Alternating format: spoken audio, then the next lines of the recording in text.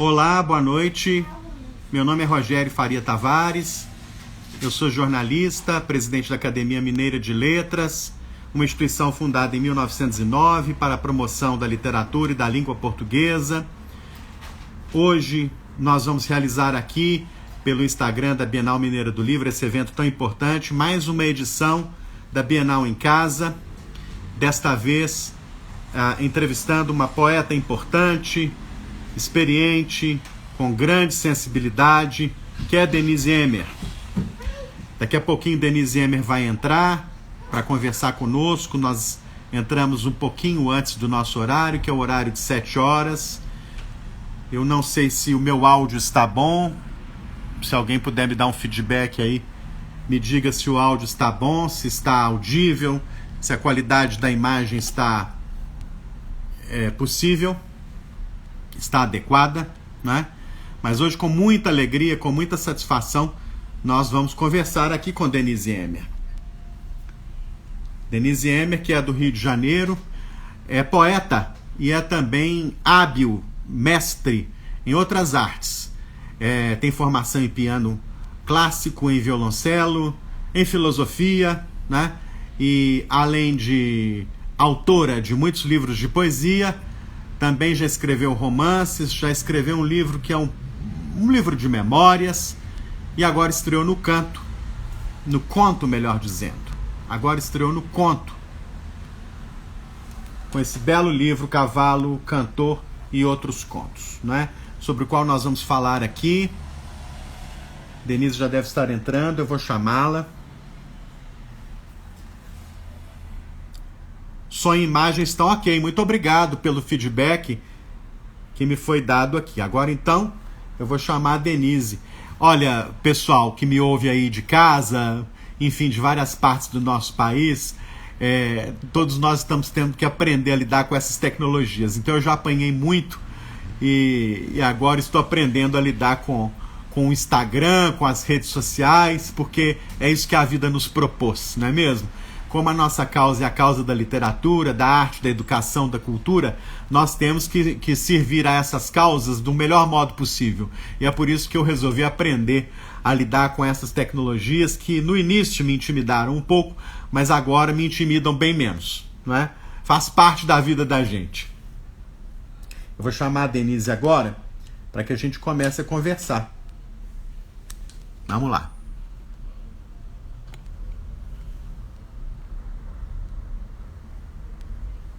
Eu vou convidar a Denise. Isso, Denise Emmer. Que alegria. Já em invitação, estamos aguardando a entrada da Denise Emmer aqui na nossa sala. E olha, nós já conversamos. Ei, Denise, que alegria. Oi. Só aumentar o som aqui. Perfeito, eu te ouço e te vejo muito bem. Também, te ouço e te vejo muito bem. Muito bem. Denise, você está aparecendo, não sei se é problema meu ou seu aí, mas você está aparecendo deitada na tela. Você me vê direitinho, não? Mas me pediram para colocar o celular deitado, em pé. Ok, tá ótimo. Isso. Isso, perfeito. Tá muito bem. Assim? Tá ótimo. Você me ouve bem, Denise? Muito bem. E você me ouve bem? Graças a Deus, tudo certo. Olha, eu estava conversando com o pessoal aqui que eu no início me intimidava muito com essas tecnologias. Eu já fui vítima dessas tecnologias digitais, mas agora, pouco a pouco, a gente vai aprendendo, né? Isso. Tranquila. Que bom. Obrigado por aceitar o nosso convite, é um prazer. Eu é que agradeço, é uma alegria muito grande. Primeiro, conversar com você, né, Rogério? Assim, nosso encontro, né? Um reencontro. E uma honra participar da Bienal Mineira do Livro em casa. Né? Isso. Uma satisfação enorme. Que bom, que é o que é possível hoje, né? Enfim, Exato, a Bienal ia ser presencial, mas não foi possível. Sim, então agora estamos... Uhum. Enquanto nós não podemos nos encontrar, vamos fazer desse modo. Fazemos dessa forma. Olha, Denise, é uma alegria muito grande gravar essa série de entrevistas. Eu já gravei aqui com o professor Eduardo Duarte, da UFMG, com o professor Marco Lucchesi, com o professor Antônio Carlos Sequim, com o querido Inácio de Loyola Brandão. Enfim, todo mês nós entrevistamos uma personalidade ligada à literatura. E o que eu tenho feito muito é me preocupar em gerar um bom documento de pesquisa, de consulta, sobre a trajetória literária da personalidade que eu entrevisto, porque isso fica na rede para sempre. E é muito útil, né? E é o que nós vamos fazer hoje. É o que nós vamos fazer hoje. Nós vamos falar desse belíssimo livro de contos aqui de Denise Emmer, O Cavalo Cantor e Outros Contos, que é o livro mais recente da Denise, que eu, se fosse você que nos ouve aí, correria para comprar, porque é uma obra maravilhosa, delicada, suave, elegante. Mas nós vamos falar também sobre as outras áreas de atuação que a Denise também tem, né, tem tido ao longo da carreira dela. Denise, vamos começar pela música. A música, como eu até já escrevi, é uma vertente fundamental da sua carreira artística, né? É um eixo importante da sua formação estética, né? Digamos assim. Porque antes de eu começar a escrever, eu já demonstrava uma vocação musical assim muito grande, né? Com 5, 6 anos de idade, eu já dedilhava no piano, tirava de ouvido, porque o meu irmão mais velho já estudava piano clássico e tinha um piano em casa, e eu comecei a tirar músicas de ouvido, né? Músicas que eu gostava, e os meus pais viram que eu tinha essa tendência musical e eu comecei a estudar piano clássico bem cedo, com 6 anos, por aí. E cheguei a tocar bastante coisa, né? O instrumento, assim, hoje é o violoncelo, mas que eu estudei assim com mais rigor. Eu tinha um professor muito rigoroso. Bom, como eu tocava piano, eu comecei a inventar músicas, né? Já que eu tirava as músicas que eu gostava no piano de ouvido, então eu comecei a inventar, criar músicas. E foi um passo para escrever as letras. Tá? Então, foi a minha primeira, digamos, manifestação poética. Foram as letras de música, das minhas músicas. E o que me chama muito a atenção, me desculpe te interromper, é claro, que as suas primeiras composições, elas se expressam também no português antigo, não é? No registro medieval. Sim, Fala um pouco sobre isso.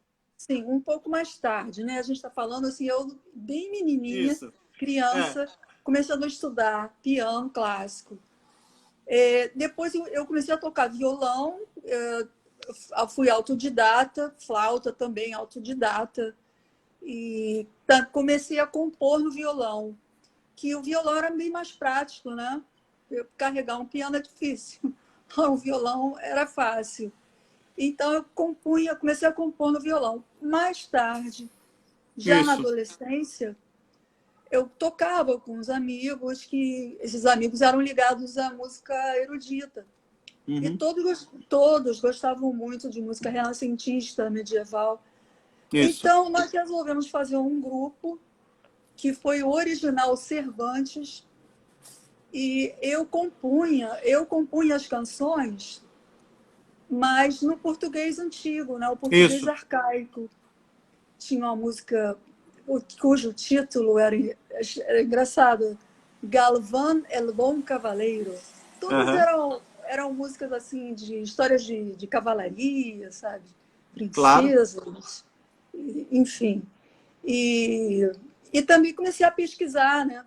Comecei a pesquisar no Cancioneiro Garcia de Rezende, que tem uma coletânea, uma super antologia desses autores portugueses quinhentistas, né? Século XVI. Tem, por exemplo, a Cantiga da Ribeirinha, e uma das primeiras manifestações assim, em música e poesia de Portugal. E tem uma letra, a letra dela é bem incompreensível, porque está num português bem antigo, um português bem antigo. Eu musiquei esse poema e nós cantávamos, né? como musiquei outros também. Sim, isso foi uma marca no meu estilo musical, e todas as minhas músicas, mesmo as músicas assim após esse grupo, né, um pouco mais tarde, todas têm essa característica, né? Essa levada medieval, renascentista, Isso. Lembra um pouco o Elomar Figueira de Mello, assim. Sim, Nós temos isso. muita identificação. Que é um belíssimo compositor, E né? é maravilhoso. Para mim, é o maior compositor brasileiro, é o Elomar, eu acho, na minha opinião. Que Vila bom. Lobos e ele. Que beleza.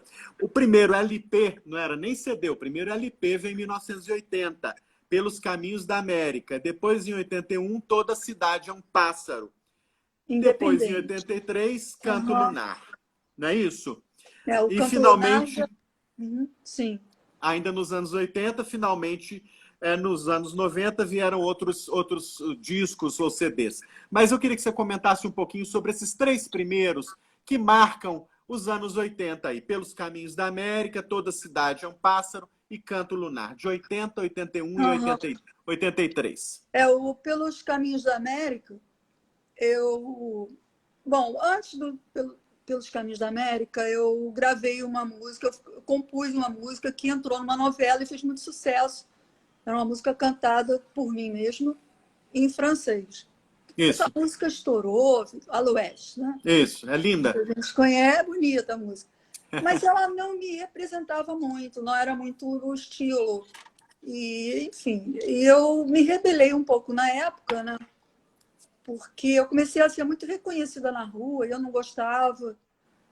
Sempre fui arredia. Assim. E a gravadora, eu tinha um contrato e eles queriam que eu continuasse cantando em francês. E eu falei, não quero, eu não sou uma cantora francesa. Por acaso, eu gravei essa música, eu compus essa música, porque tinha um objetivo, né, de entrar numa trilha de uma novela, mas eu não sou isso. Se vocês quiserem fazer um CD, vai ter que ser do meu jeito. Então, eu propus Pelos Caminhos da América, e ela tem uma característica já da música andina, né? Também me agrada muito, que tem a ver também com essa raiz antiga, né? Ibérica, antiga. Sim. Então, os arranjos foram feitos pelo Grupo Água, na época. Era um grupo bastante conhecido, sabe? Fazia bastante sucesso, né, esse tipo de música, né? Tinha o Grupo Água, tinha o Tarancon e tal. Isso. Bom, então essa é a característica do Pelos Caminhos da América. Depois, o outro é Toda Cidade é um Pássaro, que já é um CD completamente independente. Ok. E totalmente autoral. O Pelos Caminhos da América não é todo autoral. Eu tive, por conta da gravadora, gravar alguns outros compositores, como Joana e outros que eu nem me lembro. Mas como eu compunha muito, então eu falei, não, se vocês não querem fazer só com as minhas músicas, eu vou fazer independente, e aí fiz Toda a Cidade é um Pássaro, que tem essa característica da música renascentista, misturado com a música andina, um estilo assim meu, né? Claro. Meu particular. E o outro, o Canto Lunar, que já foi um contrato com uma gravadora, que é RGE, e nós gravamos. E a música título, o Canto Lunar, fez algum sucesso, muita gente canta, o grupo Tarancon canta, enfim. Então, a história desses 3 CDs. Acho que eu respondi a sua pergunta. Respondeu super bem. Agora, tem outros 2 que vieram na sequência, um em 92 e um em 95, que já me interessam muito, sobretudo pela relação que você estabelece com poetas como Ivan Junqueira e Pedro Lira. Sim, eu gostaria que você falasse um pouquinho sobre esses 2 discos, que são muito importantes. Já é uma aproximação mais forte ao universo da poesia. Há uma parceria com Pedro Lira e Ivan Junqueira. E no segundo desses 2 discos, há um trabalho intenso com Ivan Junqueira. Então, esse aqui O outro, que tem uma parceria com o Pedro Lira também, e também com o Moacir Félix. Ótimo, também isso. musiquei esses 3 poetas. As outras canções são minhas, são autorais. Esse, infelizmente, era um disco mesmo. Disco, né? LP. LP. Ele derreteu. Ou seja, numa mudança, né, de apartamento, eu perdi o LP. Mas ele está sendo recuperado. Olha, Eu que estou com o bom. projeto de colocar toda a minha obra musical no Spotify, já comecei. Que bom. Mas, então, esse aqui é o que eu fiz com o Ivan Junqueira, né? Eu Isso. musiquei poemas dele, 5 movimentos. São poemas muito bonitos, muito musicais. E eu não mexi uma vírgula sequer. Que beleza. Uhum. Todos os poemas são dele. O arranjo é do Alain Pierre, que é um parceiro meu de muitos anos, né? Desde a adolescência. Ele também é muito ligado à música antiga, música medieval, renascentista. Ele toca alaúde. Então, esse CD, eu acho ele lindo. Assim, um dos meus melhores trabalhos em termos musicais, assim, de qualidade musical. E ele ele tem essa levada renascentista, barroca, mas também uma coisa clássica, sabe? Porque eu não me detive só em musicar as letras, os poemas, mas em estender a música, né? Fazer como se fosse uma grande sonata, né? Então, por isso, 5 movimentos. Isso, 5 movimentos e um soneto, não é isso? Um soneto, porque 5 movimentos é um livro dele. Sim. Um soneto ele compôs depois, na época, inclusive, que eu estava musicando os poemas. Então, eu musiquei o soneto também, e aí completou. Que bonito. Foi isso. Denise, e o Mapa das Horas que vem em 2004? O Mapa das Horas é também um querido CD, totalmente autoral. Uhum. Eu e os portugueses antigos, né? Que tem 3 poetas portugueses que eu musiquei, mas o restante do CD é todo autoral. Bonito. Sim. É lindo, lindo CD. Bonito, sim. Enfim, também são canções que têm essa característica, né? Que é bastante pessoal, com essa levada renascentista, medieval, às vezes um pouco andina. Eu regravei o Canto Lunar, com um arranjo totalmente renascentista. E os instrumentos desse CD são instrumentos autenticamente antigos, né? Tiorga, alaúde e outros. Flauta doce, viola da gamba. Então, esse é o Mapa das Horas. É um dos meus preferidos. Que bom. E é uma beleza esse trabalho enfim, trazer para as gerações atuais a riqueza dessas sonoridades, não é que muita gente achou que pertencessem só a um tempo passado. Não, elas podem ser ativadas hoje ainda, né? Esse é o belo trabalho que Mapa das Horas faz. Sim. De reativar essas sonoridades. Denise, agora a grande dedicação sua é ao violoncelo, é isso mesmo? Como instrumentista, como musicista? Não é mais o piano, é o violoncelo. Na verdade, eu nunca quis ser pianista. Eu estudei piano, mas para mim, ele foi um instrumento meio que de serviço. É estranho falar, mas é um instrumento de composição. Ele me servia, né? O piano me servia para composição. E você tem ali várias oitavas, então assim é bom compor no piano para quem toca piano, porque ele te dá um leque de variações, né? Enfim. É um instrumento assim, que para composição é excelente. As minhas melhores músicas, as mais elaboradas, são compostas no piano, não no violão, que eu sei mais piano do que violão. O que eu estava falando mesmo? O violoncelo. Do violoncelo, O piano foi muito útil, mas o violoncelo hoje é a sua... O violoncelo, eu sempre tive uma paixão pelo violoncelo, desde menina. Não sei por quê, não comecei a estudar. Não era, acho que então, talvez não fosse o momento. Não comecei a estudar cedo, né? O ideal, um instrumento desses, você começa a estudar com 10 anos, 12, para ter uma carreira. Bom, mas eu comecei a estudar bem mais tarde, com 30 e pouquinho, 30 anos. Mas, como eu já tinha um conhecimento musical e uma musicalidade grande, eu consegui, apesar de não ter 10 anos de idade, que é o ideal, né? Porque a mão ela ainda está bem maciezinha, molinha, né?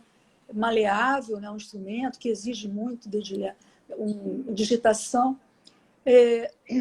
Então, eu comecei a estudar tarde. Primeiro, fiz um curso com uma professora durante alguns anos, depois fiz a faculdade no Conservatório Brasileiro de Música, e eu fui aluna do grande violoncelista Paulo Santoro. Que beleza. Com muito orgulho.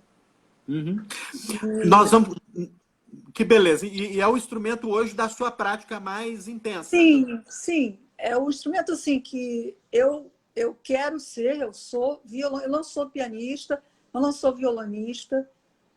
Também não me considero cantora. Eu interpreto as minhas músicas.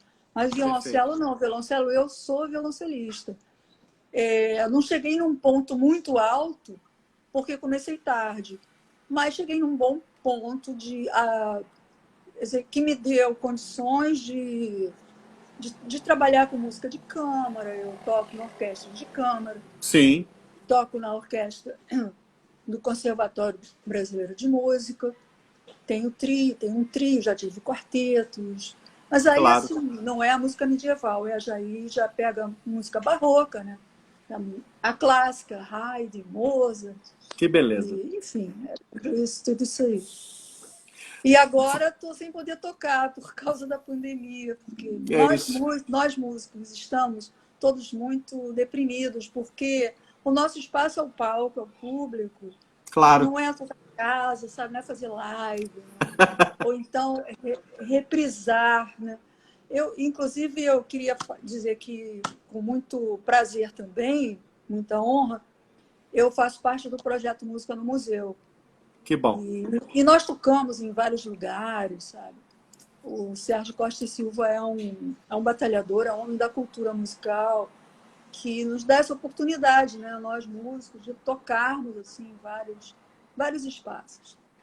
Que bom. Nós falamos então da música, vamos falar agora da poesia depois da prosa, mas eu não posso... É bom, mas eu não posso entrar agora na poesia sem antes fazer uma pergunta importante. Você também se formou em física e fez uma especialização em filosofia. Em que essas duas formações tocaram a sua sensibilidade, até como poeta e prosadora? De que forma isso integrou a sua formação?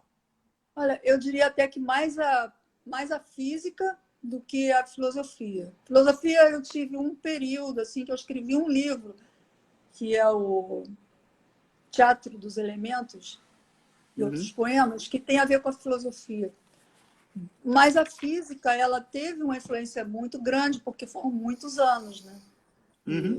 Vestibular, mais 4 anos, mais um outro ano de pesquisa. Então, influenciou bastante. E isso já vem desde cedo, porque, além do meu interesse pela música, poesia, eu sempre gostei de astronomia. Eu queria ser astrônoma, não queria ser poeta, não. Mas a minha visão era romântica. Eu completei a faculdade de física, fiz tudo, fiz bem até, tirava boas notas. Mas quando eu passei para astronomia, que eu queria fazer uma especialização em astrofísica, eu me deparei com muitos números de novo, sabe? E aí eu percebi que eu queria mais era ficar... Foi no Valongo, né? No Observatório do Valongo. Sim. Eu percebi que eu queria ficar mais tempo no observatório, vendo as estrelas, fotografando, do que propriamente fazendo cálculos. Claro. E aí, então eu saí, eu parei, falei, não, chega, agora só poesia mesmo. Pois é, vamos ver as estrelas de outra forma, né, Denise? Exato. E, na verdade, eu acho que é isso mesmo. Quando você fala que gostava de ficar vendo as estrelas, eu acho que você dá ao entrevistador o gancho perfeito para entrar no capítulo aqui da poesia, né? E você começa, digamos assim, faz a sua estreia em 75, me corrija se eu estiver errado, numa Sim, coletânea sim. organizada pelo Moacir Félix, chamada justamente Geração Estrela. Sim, sim. Como é que foi essa estreia? Essa estreia foi devido a eu ter escrito muita poesia desde cedo. Uhum. E eu conhecia, né? Ele era amigo dos meus pais, e eu não mostrava poesia para ninguém, mas eu resolvi mostrar para ele. E ele era muito carinhoso comigo e tal. E quando eu tinha mais ou menos 15, 14, 15, ele ele falou assim: eu vou publicar um livro seu, vai ser um livro de uma adolescente que tem uma grande vocação poética. Não é Que nenhum bom. Rambo, não é nenhum Rambo, mas é uma promessa, né? É uma promessa. Ele falou para mim: se você continuar assim, você vai ser uma grande poeta.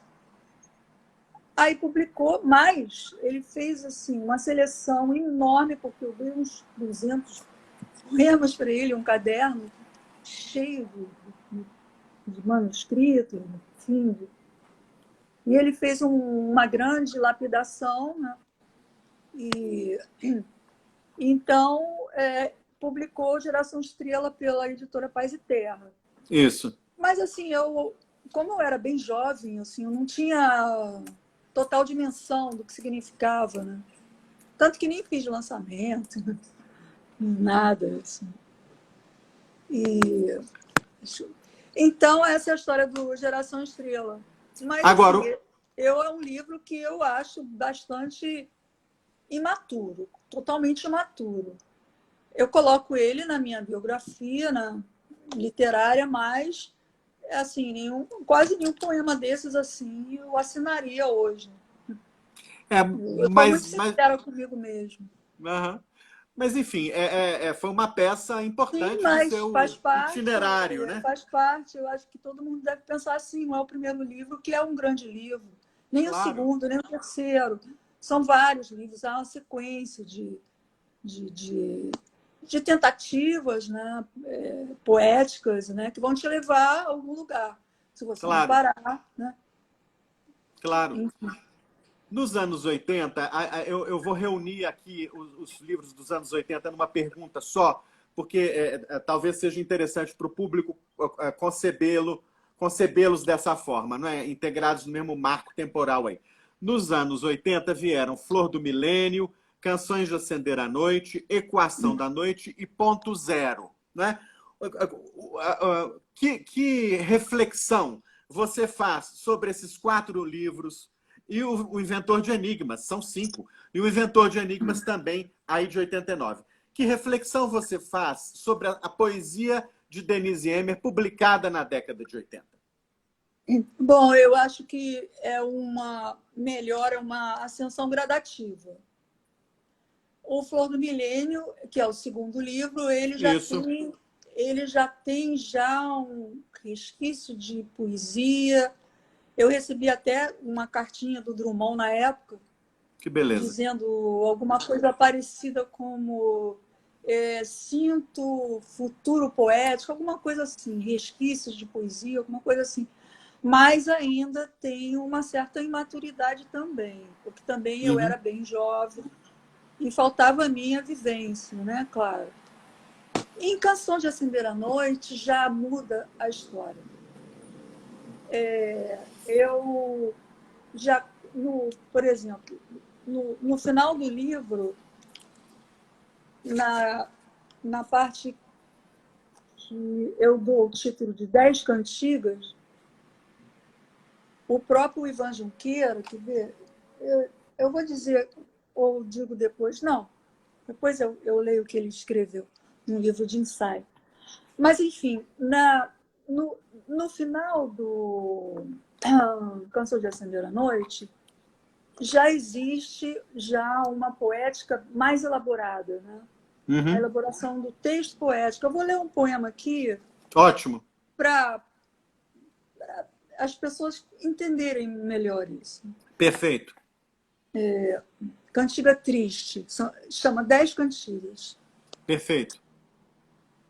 Meu coração, me parece, deixei-o no chão de um rio, no chão, como um peixe estranho, estranhamente sozinho.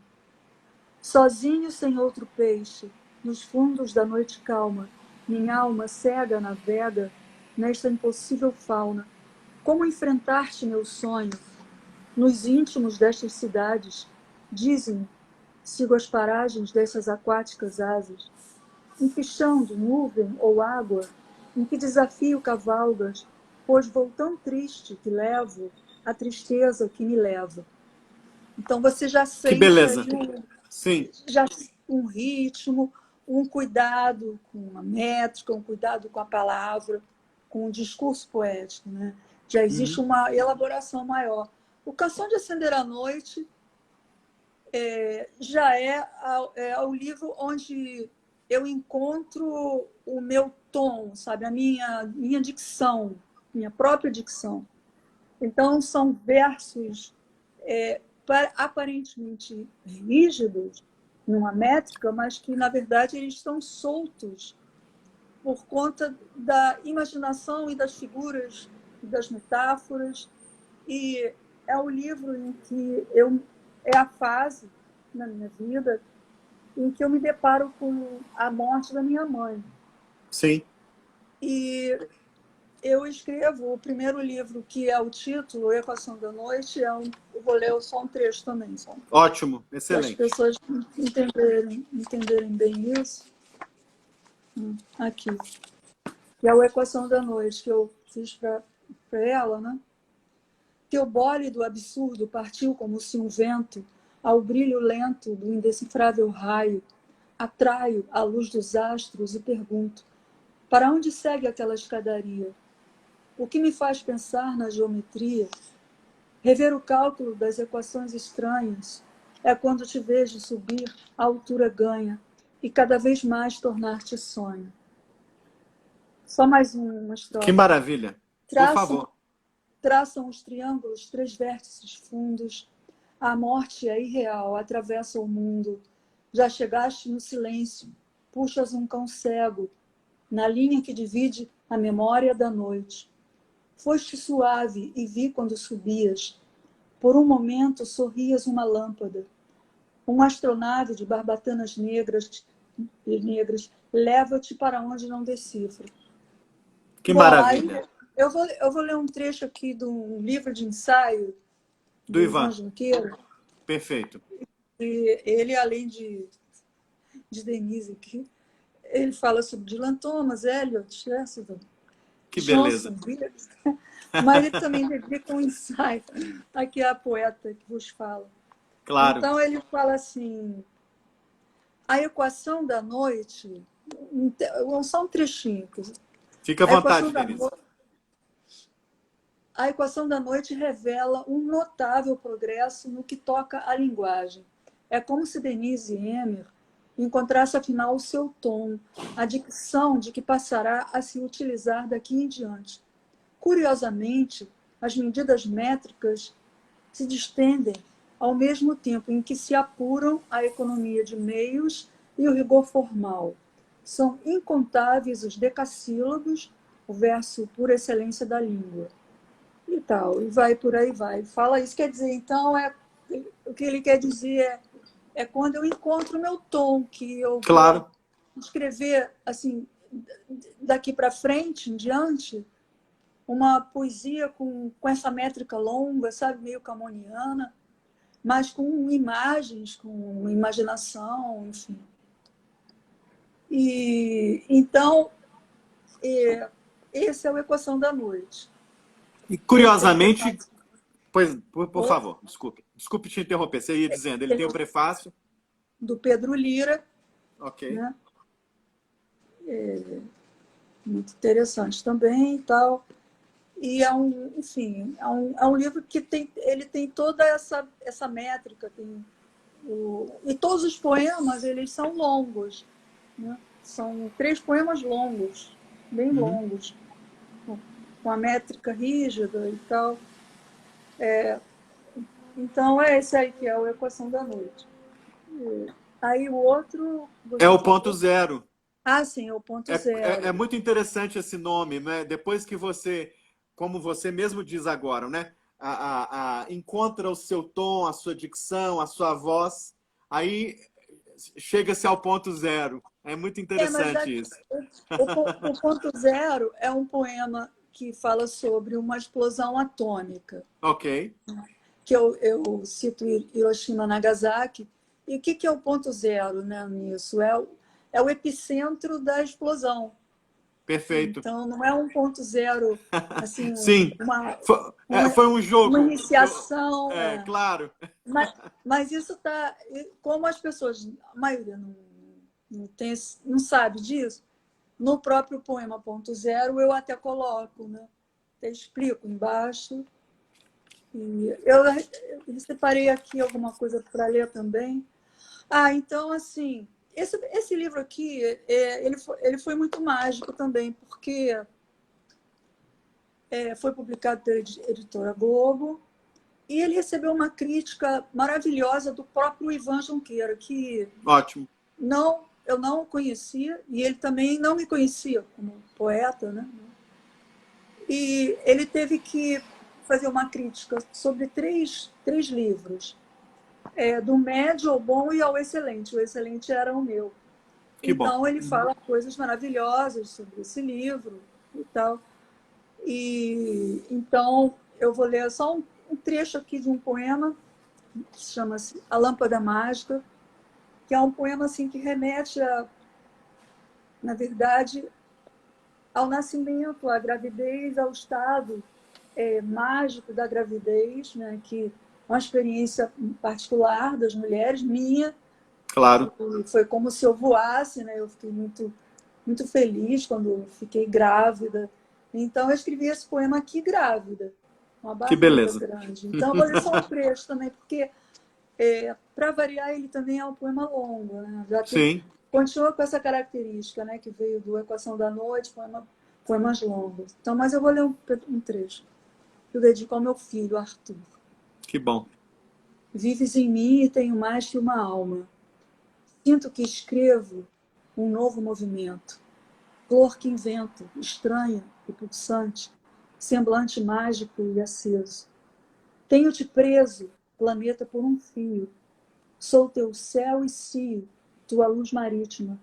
Meu ventre escuro de pão e de argila é tua breve casa numa clara ilha. Estás em mim e tenho mais que uma pátria. Chegam equinócios, outros promocionos. Somos eu e tu, o pacto e o sangue. Silêncio e salto de naves acopladas. Sonhas meu sonho e sobes uma estrada, perfeita e líquida, lenta modelagem.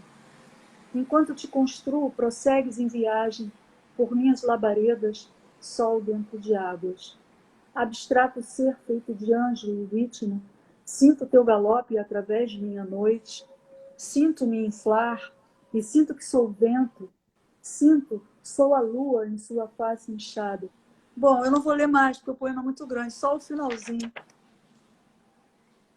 Alisar o ventre na expansão do acaso, universo em crescimento e fruto, que além de mim e do invisível escuto, acomodar-se peixe entre os colchões da noite. Não sei de mim e não respondo. Como posso conceder-te e como poderia dar-te a aparição do dia, a fantasia plena e calma dos felizes? O que me dizes é recôndita magia. Baterás as asas como ventania. Que lindo. Pois é, esse é o ponto zero. Aí o poema título é um poema que fala sobre o perigo nuclear, né? Que eu vou ler também só o início. Claro. Não, a gente não vai dar tempo de falar sobre tudo. Escuto a expansão dos átomos no mundo, ruído de usinas avançando. Tenho meu pássaro solto nos abismos e um filho dentro de um cofre. Escuto um assassino que sobe pelas folhas e tem nos pés a marca de um atlas. Aponta para um astro sem sentido, atira contra todos os relâmpagos. E por aí vai, pô. Que beleza, Denise. É uma produção já muito potente, não é? A gente sente que Já tem uma tem uma linguagem, força, uma força, uma dicção própria.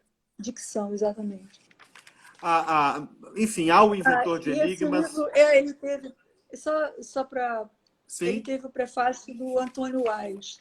Ah, que beleza. Uhum. Isso, e que diz, né, que eu soube fazer uma coisa difícil na poesia, que é o saber podar-se. Né? Sim. Você tirar partes, né? Você tirar frases, tirar versos, lapidar, rejeitar poemas. Né? Tem muita gente que publica livros e não presta assim, a atenção devida a esse fator de ter que se lapidar, ter que se rejeitar versos que não estão bons, poemas que Claro. não são bons, né? Para o livro manter um nível razoável. Né? Então, é uma coisa que ele fala, uma das coisas que ele fala no prefácio. Claro, interessante. Já há aí um exercício de depuração permanente, né, da produção Exato. poética, até que ela encontre a forma que te agrada, né? Depois veio o Inventor de Enigmas em 89, não é isso? Sim. Pela José Olímpio. E aí há um livro já em 90, que é muito destacado também pela José Olímpio, que ganhou vários prêmios, entre eles o Olavo Bilac, da Academia Brasileira de Letras, o APCA, da Associação Paulista dos Críticos de Arte, que foi A Invenção para uma Velha Musa, sobre o qual eu gostaria que você falasse um pouquinho, você fizesse um comentário. Por que esse livro foi tão premiado? É um poema longo. Um poema longo também, que continua com essa característica, né, de versos aparentemente rígidos, mas soltos na imaginação e tal. E é um poema que ele medita sobre a velha musa, que significa uma anciã, ou seja, as virtudes, a beleza, o fim, a solidão dessa anciã. Então, ele inicia, ele tem duas partes, as duas divididas em três. O ciclo do tempo, que é o fim, a passagem, o recomeço. Tudo ligado a essa anciã, que, digamos, estaria prestes a morrer. E depois a velha criatura, que eu falo diretamente sobre essa anciã, que é a sabedoria, o exílio e a eternidade.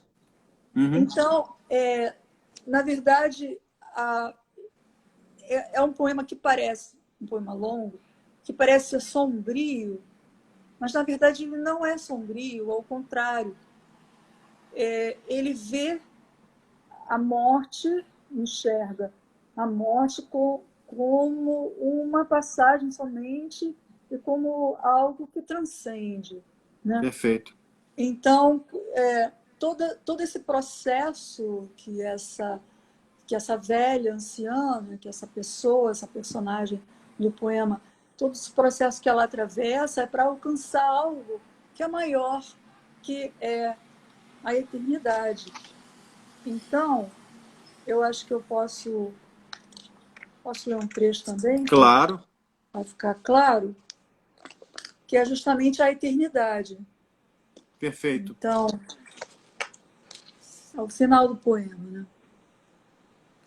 Ouves os santos, ouves teu coração, já não bate, estás aérea e sem olhos, apagaram-te os cabelos, desfizeram-te os extremos, teu corpo já não caminha, tuas mãos nada apreendem, senão vaguidões imensas.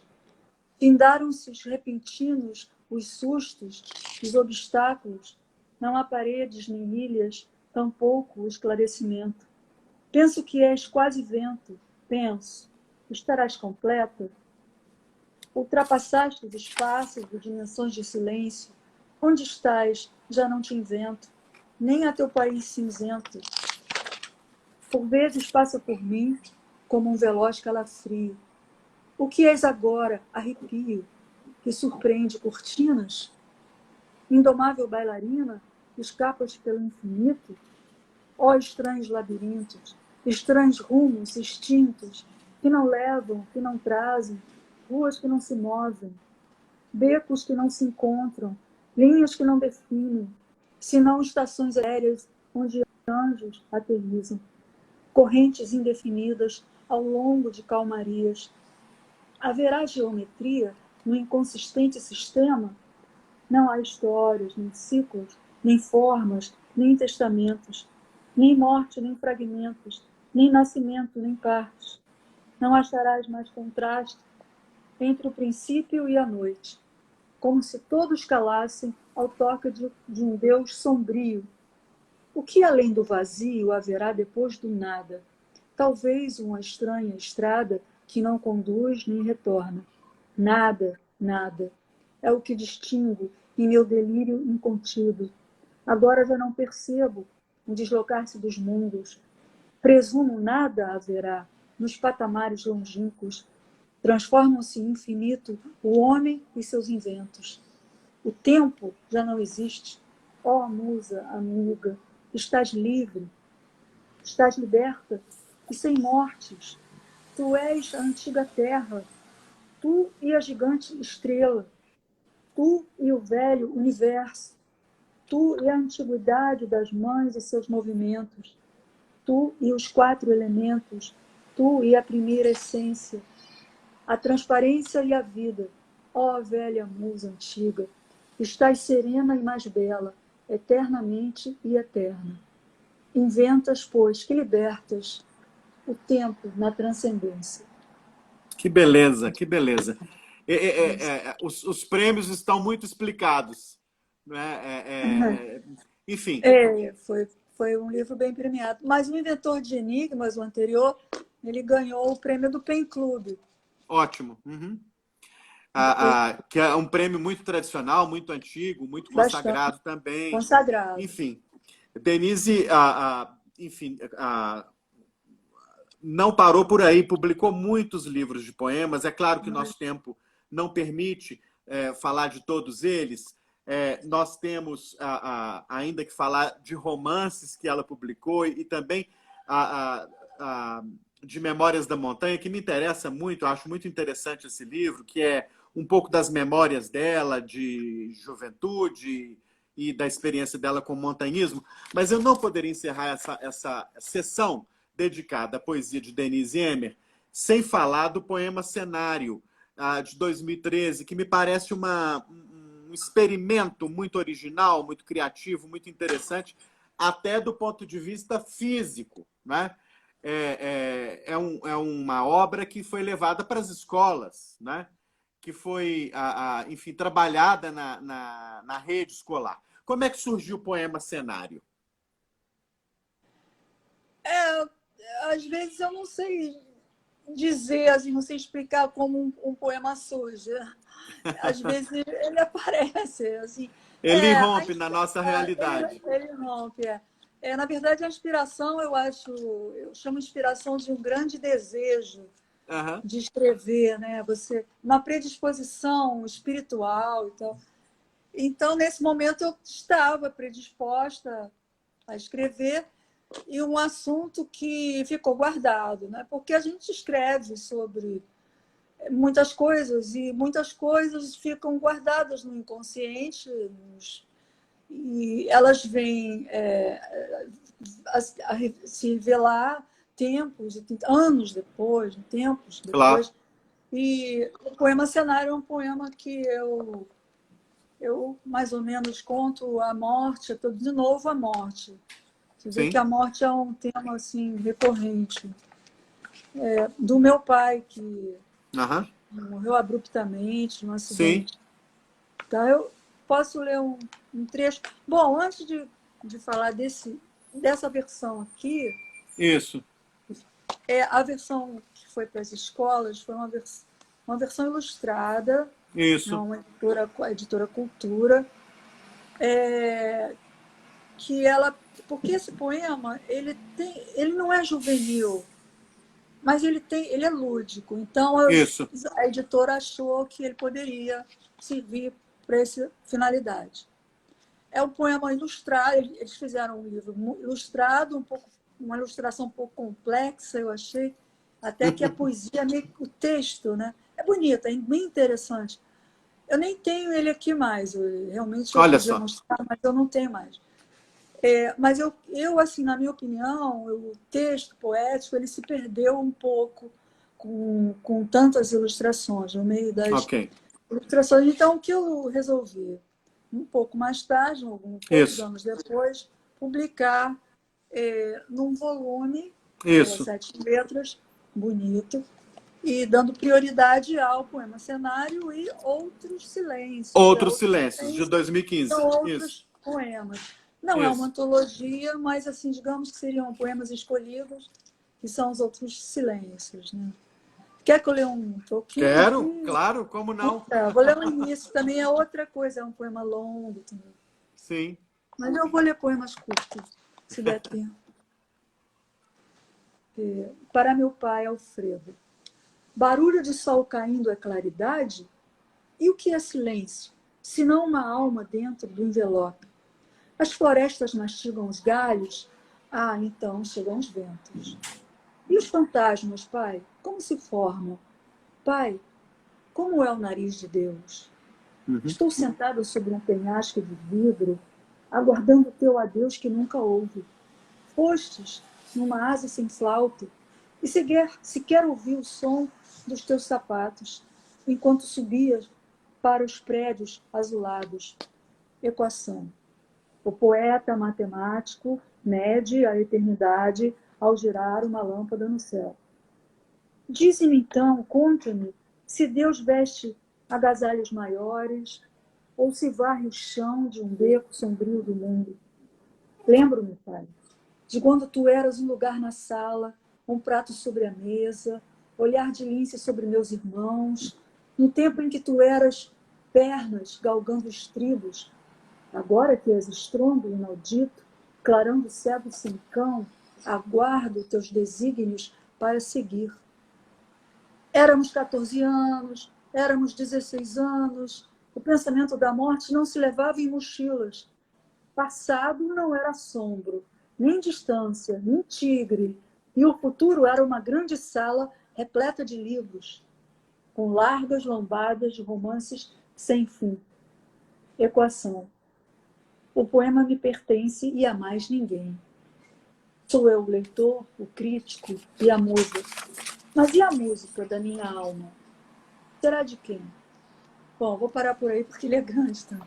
Que lindo. É o poema... Enfim, o poema Cenário, então, saiu primeiro sozinho pela editora Cultura, em 2013, e depois junto a outros... Isso, ilustrado ricamente, foi trabalhado em escolas. A gente até encontra referências redigidas por educadores, por professores, sobre como trabalhar esse poema em sala de aula. É muito interessante. E, finalmente, ele sai 2 anos depois, em 2015, poema Cenário e Outros Silêncios, pela editora 7 Letras, que a Denise acabou de mencionar.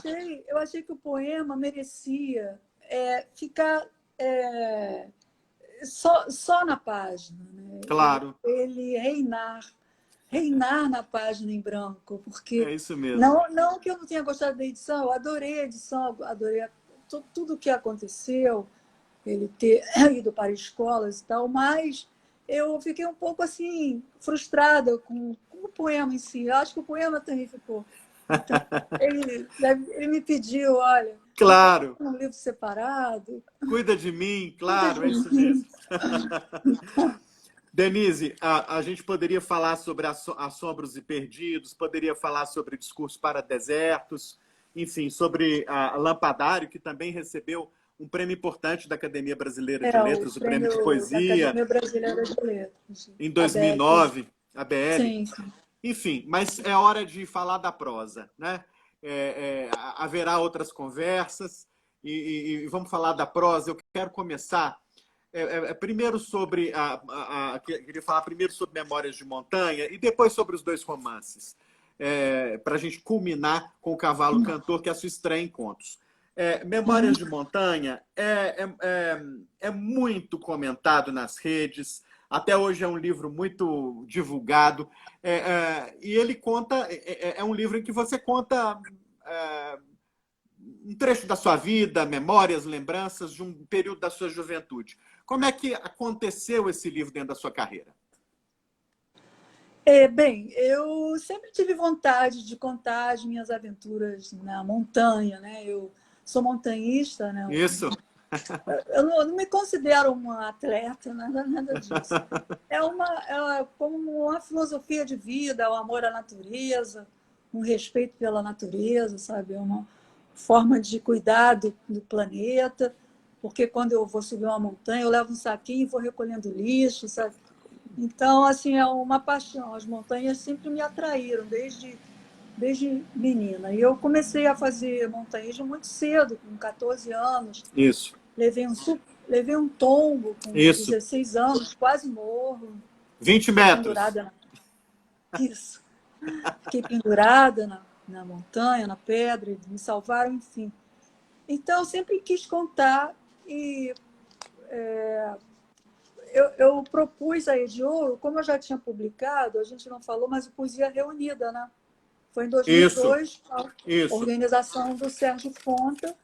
Ótimo. Sérgio, grande amigo. Nosso querido Sérgio Fonta, ator, escritor. Isso. Ex-presidente da Academia Carioca de Letras. Isso. Ele fez a organização Poesia Reunida e a Ediouro publicou. E foi muito, muito bem aceito, muito boa crítica. O livro esgotou, enfim. E aí depois, alguns anos depois, eu fiz essa proposta para a Ediouro para fazer um livro assim que não teria uma pretensão muito literária, seria um livro mais ameno, mas contando as aventuras da montanha e juntamente com a minha vida familiar, a preocupação dos pais, com as minhas aventuras, né, com as minhas escaladas, que, coitado, eles sofreram muito, né? Tenho pena deles, dos meus pais, porque naquela época eu não tinha celular, então eu não podia, estou Claro. aqui no cume da Pedra da Gávea, não dava para fazer isso. Então, foi essa proposta. Então, são as aventuras, né? Em várias escaladas e quedas, e a Cordilheira dos Andes também, que eu subi uma montanha na Cordilheira, 2 montanhas lá. E basicamente isso, não dá para explicar muito mais. Claro. Intercalando com a vida familiar, né? Claro. E essa é a pegada do livro, essa, né? Claro que eles não se interessariam em só aventuras de montanha tecnicamente, né? Claro. Há uma literatura de montanha, de aventuras de montanha, mas eles são montanhistas assim que fizeram coisas assim, meu Deus, que eu não fiz. Subiram o Everest sem oxigênio e fizeram coisas impressionantes. Aí eles tiveram o seu lugar na literatura de montanha. Mas não é o meu caso. Eu tive as minhas aventuras super interessantes, mas não sou nenhuma, sabe, gênio da montanha. Então, esse foi o Memórias da Montanha. Eu vou dizer um negócio agora. Esse livro foi o mais difícil de escrever. Olha. Por quê? Porque eu tinha que colocar os pés no chão ou na pedra. Olha só. Eu não podia voar poeticamente, sabe? Não podia viajar.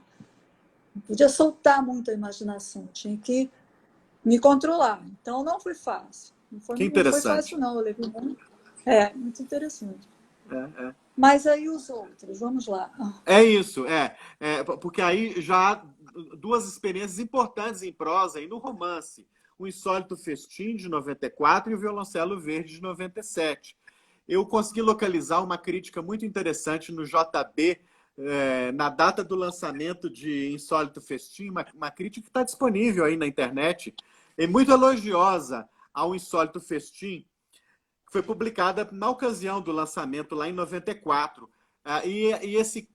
Esse texto crítico comentava da sua habilidade em fazer uma radiografia da classe média brasileira, especialmente da classe média carioca, aquela que vive em condomínios fechados, né? E que é muito influenciada pela mídia, é isso mesmo. Esse é um insólito festim, né? E o crítico fazia um comentário muito favorável à forma como você retratou esse universo, né? O que te motivou a retratar, a fabular sobre esse universo? Bom, eu acho que hoje ainda existe isso, que são as Opa! festinhas infantis. As festinhas infantis, aquelas festas imensas, né? Que as mamães e os papais querem mostrar recursos financeiros e tal. Isso. Então, assim, na minha família acontecia muito e eu achava aquilo um pouco assim, não é ridículo, mas eu achava engraçado, no mínimo. Isso. Então, assim, eu talvez tinha tirado desses eventos, né? Porque na nossa época, assim, as nossas festinhas era o pessoal da rua, né? Um bolinho, mas de repente virou uma grande produção. As festinhas infantis viraram uma grande produção de condomínios imensos, casas espetaculares.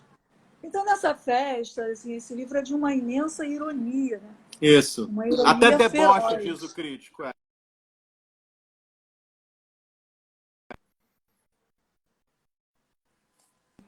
Inimagináveis, espetaculares, como dinossauros de plástico que, que dançam, né, entre as criancinhas, que estouram balões, o bolo é enorme. E a personagem principal é uma menininha de 8 anos, né, 6 anos, e o nome dela é Princesinha. Então a princesinha fica encantada com todo esse universo. E tem um professor de ginástica que chama Apolo, que começa a dar aula de ginástica, e aí as mamães, as titias, as vovós, as babás, todas malhando, enquanto um poeta, que é irmão do pai de Princesinha, poeta Castanheira, ele começa a declamar versos imensos, assim, enormes, políticos, engajados. Deixa eu ver se eu acho esse trecho aqui para ler. E é mais engraçado eu lendo do que falando. Não sei se eu vou achar aqui rapidamente. Mas é uma fábula, né? Sim. É o fantasma do... É uma fábula, é um romance fábula de uma ironia feroz, né? Aerobic Poetry é o título. Então, deixa eu ver. É que fica difícil, devia ter marcado. Bom, enquanto o exercício aeróbico, né, do professor de ginástica, né, aqui eu vou ler um pedacinho. Professor de ginástica. Blá, blá, blá. Moeda dos nossos gostos, embrulha, mas Apolo, professor de ginástica, bradava aos céus dos algarismos como se comandasse os rimadores acorrentados de uma galera romana. 1, 2, 3, 4, 5, 6, e todos o obedeciam rigorosamente, movimentando braços, pernas, saltando e correndo tão harmonicamente, pareciam produzir um estranho balé fantástico, com exceção do general Silveira, que dormia roncando como um porco bem nutrido, e do poeta Castanheira, que, alienado por completo da realidade, ainda lia páginas e páginas de seus versos, sem que ninguém o escutasse, coisa que ele sequer notava. Entretanto, mais alto do que a poesia, ressonava o rock aeróbico. A voz de Apolo, ouvida de condomínio a condomínio.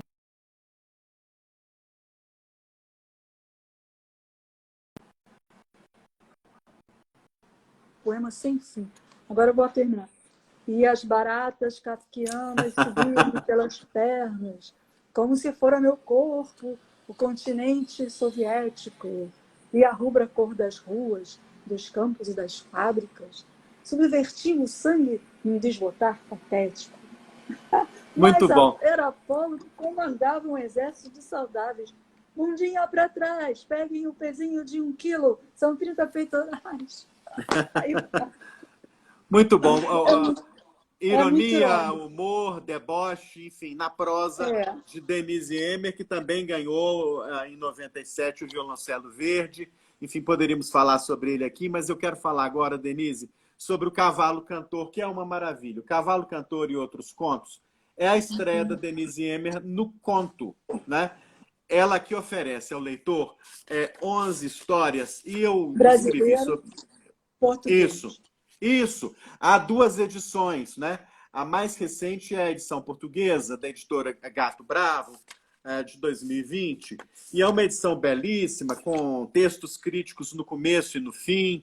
Enfim, é uma edição muito caprichada e que vale a pena conferir. O Cavalo Cantor e Outros Contos, com 11 narrativas breves, de autoria de Denise Emmer.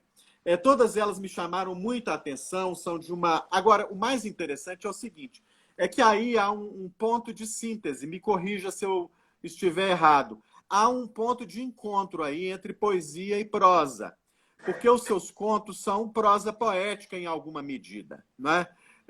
Enfim, tanto no uso da linguagem, quanto na sonoridade das palavras, enfim... há um tratamento da linguagem no conto que é muito típica do poeta, né? E tem personagens fortíssimos, o que é interessantíssimo, né? É uma linguagem poética que não esqueceu da composição dos personagens. Então tem o primeiro rei, que é o texto que abre o livro, que conta a história de uma menina ao lado de seu pai numa viagem, flertando ali com a primeira paixão, o primeiro amor. Depois tem um texto belíssimo chamado Escadaria de Pedra, que é a relação entre a mãe e uma filha. Não é a filha que acompanha a mãe, é algo poético e narrativo ao mesmo tempo, de grande beleza. E me interessa muito O Menino e Suas Árvores, que é de uma beleza. É a história de um menino, enfim, diferente, especial, né? Eu não vou dar Sim. spoiler aqui, como se diz, né? E da relação dele com a sua mãe. Há também a história de Metamorfose, é uma personagem feita de atmosfera. Como é que surgiram esses personagens e a linguagem que você inventou para descrevê-los, Denise? Tá aí outra pergunta difícil de responder. Aquela história, né?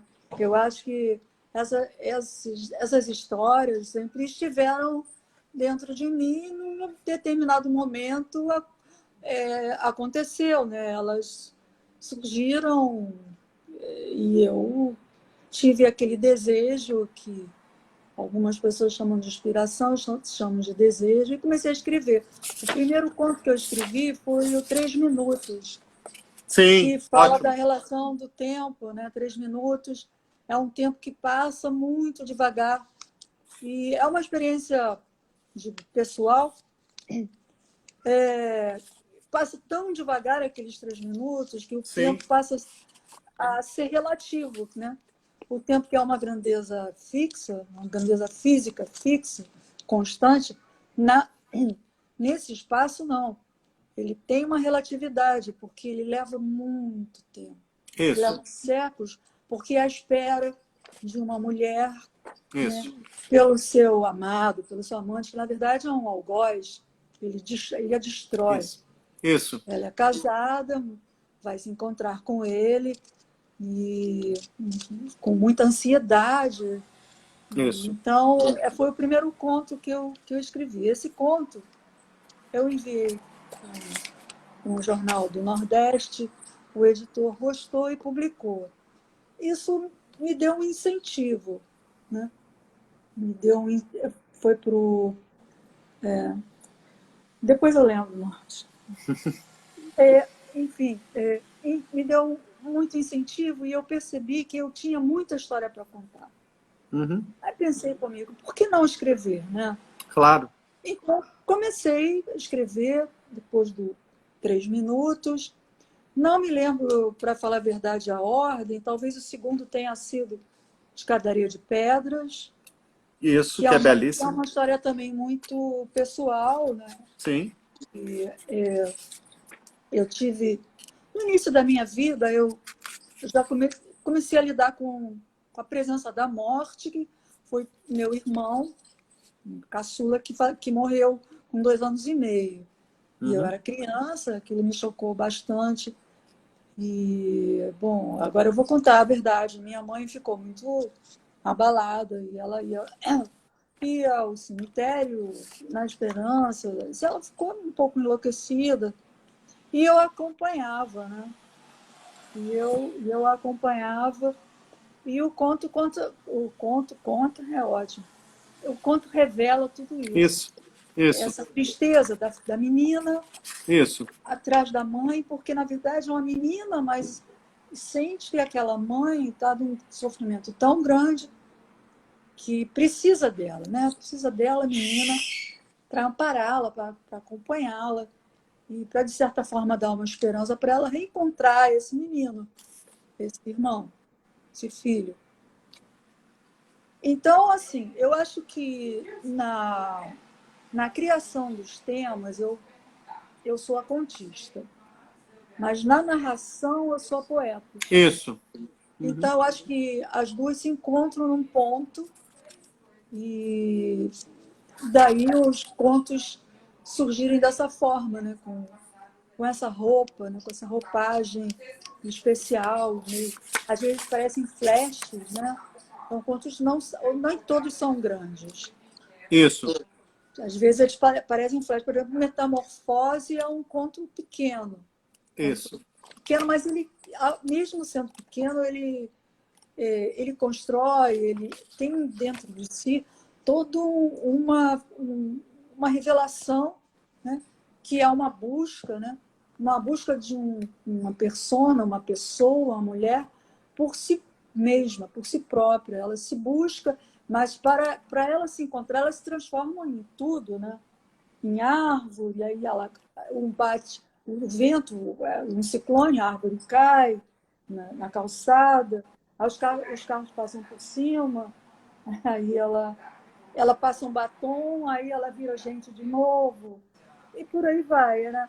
Parece aqueles desenhos, assim, que umas coisas vão se transformando em outras, né? Isso. Folha se transforma em abajur, se transforma em quadro, depois em gato e tal. Uma coisa puxa pela outra. Então, é isso. E tem uma força nas imagens, né? Nas metáforas, nas imagens. sim. Elas são muito potentes, muito fortes. Elas ficam na nossa memória há muito tempo. Isso também eu acho que é um traço distintivo importante Sim, na sua prosa. eu acho que aí é um traço que vem da poesia, Claro. porque todos eles têm essa característica, né? De imagens fortes, inesperadas, Isso. de lugares inusitados, né? E temas inusitados também. Um cavalo Isso. canta quando derruba a sua dona querida, né, que ele ama tanto, mas sem querer ele derruba. E ela, para ela não morrer, ele relincha, e o relincho dele é tão forte, tão profundo, tão triste, tão vigoroso, que se transforma num canto. Né? É, muito bonito. Todos são assim, nessa levada.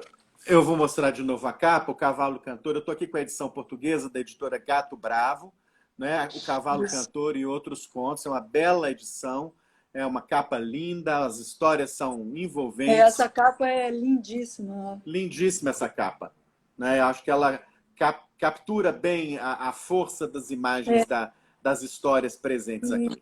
E essa ilustração, cadê? Tá aqui. Que é a ilustração do poeta Álvaro Alves de Faria, né? Com quem eu estou agora lançando um livro de poemas, né, que nós escrevemos juntos, né? São poemas de amor, né, com a temática do amor. Um livro bonito também. Está saindo agora, está no forno, pela editora Penalux. Ah, que bom, que bom. Então tem novidade por aí. Tem novidade. Muito bem, que bom. Denise Emer não para, muito bem. Não Denise, consigo, ainda mais. ainda mais agora, né, Denise? É agora. Muito bem, uma alegria. Eu quero te agradecer muito a gentileza, a generosidade de ter se disposto a conversar com a gente aqui na Bienal Mineira do Livro. Muito obrigado, viu, Ah, pelo carinho. eu que agradeço, Rogério. Poxa, agradeço de verdade. Fiquei muito feliz em contar um pouco da minha vida, né, criativa aí, muita Isso, coisa junta, né? Não sei muita se coisa. ficou meio confuso, mas Não, é assim mesmo. eu acho que segue uma linha até cronológica, isso é útil para o espectador. Ele acompanha primeiro a música, depois a poesia, no final a prosa. Acho que é uma conversa muito útil. Eu quero, se você me permite, encerrar, como eu encerrei lá o meu artigo no jornal, né, dizendo aqui o último parágrafo de O Cavalo Cantor. Se me permite, é um absurdo, porque quem deveria dizer era a poeta ou Não, não, prosadora, mas é uma honra. eu quero só finalizar, enfim, lendo esse último parágrafo, que é do conto Cavalo Cantor. Como se assim fôssemos eu e ele, um só cinema, a projetar o galope na imensa noite pastoril, sem celas e sem rédeas, somente a sua crina e os meus braços a segurar o seu pescoço viril. E o seu canto era o mesmo canto da lua, quando a lua sonhava. Ele puxou as estrelas para as suas patas e desafiou os deuses. Eu o apeei num voo súbito e livres galopamos para o eterno. Foi quando eu o chamei de morte e ele empinou bravio. Que maravilha. Muito obrigado, Denise Emer. Obrigada a você, querido. Até a Até breve. próxima. Até breve. E essa Até a conversa fica próxima. disponível aí no Instagram da Bienal Mineira do Fica Livro disponível. para todo mundo que quiser acessar, tá bom? Um abração, Tá tudo de bom. bom, prazer imenso. Um grande abraço, um beijo. Um Tchau. beijo, tchau.